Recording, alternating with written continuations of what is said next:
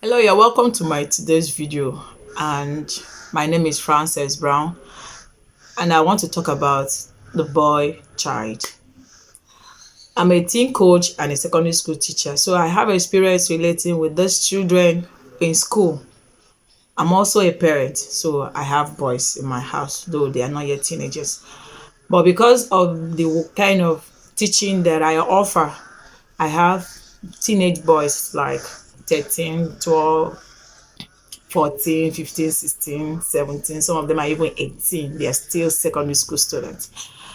So I'll be talking about how to raise your boy child. It starts from your home. So I'm actually speaking to parents, and also if you're a boy watching me and you're a teenager watching this video, you should also learn from it as well.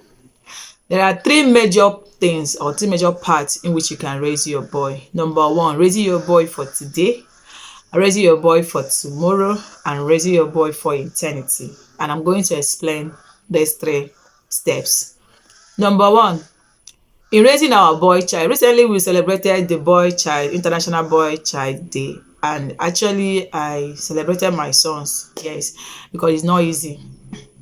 And in raising boy child, based on the experience that I have, it takes a lot to raise a boy child. It's not really the way you raise your girl child that you raise your boy child. You raise your boy child in order for him to be a man in future, but not making him not to have feelings. As in, I don't know how to express it or explain it for us to understand. It starts from you, our daddy, how you raise, how you behave, how you treat your wife, or how you treat our mothers, that will propel the boy child to be like someone better in future.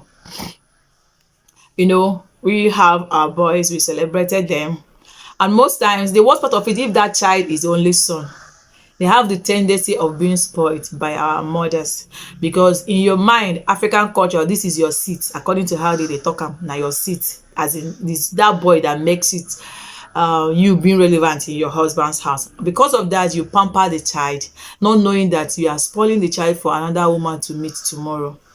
So when you're raising your boy child, you raise your boy child having in mind that this is somebody's father in future. This is somebody's husband. This is somebody's pastor. And this is somebody's leader in future. And if you don't do it like that, you will spoil that child as a boy. As in, you spoil that boy as a child. That's what I meant. So for now, how do you raise your child for today? By instilling all those discipline, all those virtues, all those values that will prepare him to become somebody tomorrow. Don't over pamper your son. I see them a lot in school. They will come with money. Who gave you? My mom gave me. And the funny part of it is our mothers that spoil these boys.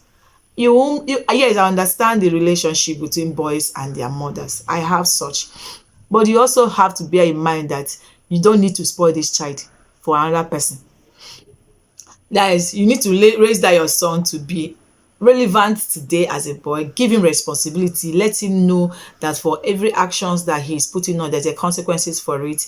Let him be able to learn on his own. Don't protect him, over protection. Don't protect him. Don't do this, don't do that, for your own good. Then raising your son for tomorrow is by letting that boy to grow up to the level of responsibility. It starts from home. You know, yes, sometimes children watch what we are doing at home more than even what we say. So being able to raise that boy to responsibility and being able to give account of every step that he makes is raising the child for tomorrow. Then raising the child for eternity is modeling Christianity, modeling Christ's life for that child. Don't go to church alone without taking your son with you. As a matter of fact, let him sit beside you if it's possible. Raise that child to know that Jesus loves him, and raise that child to know that life alone does not end here. There's where we go, called eternity. For my children, I tell them, see, Jesus is up here, and whatever we are doing, we are going up to meet him, because we come from heaven and we are going back to heaven. So on that note, whatever they are doing, they already know that there's a place we are going to.